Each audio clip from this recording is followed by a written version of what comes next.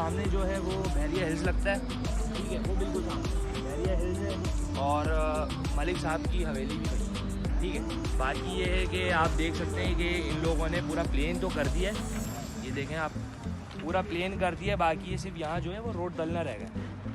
और इसके बिल्कुल सामने जो है वो प्रीसेंट 47 लगता है और इसके बैक पे जो है वो प्रीसेंट 16 लगता है। वहाँ जो है वो 250 स्क्वायर यार्ड है। और यहाँ से बिल्कुल सामने अगर आप देखते हैं, ये बिल्कुल सामने है ये जो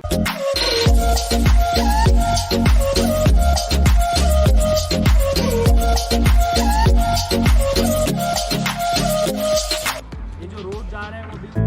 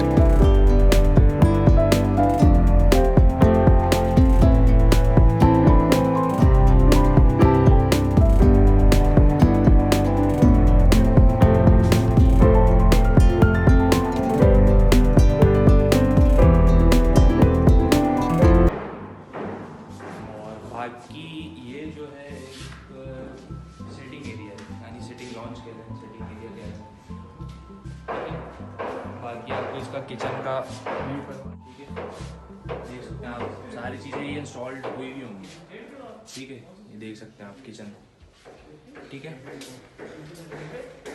बाकी आपको बेडरूम का व्यू करवाते हैं, 2 बेडरूम है यहाँ,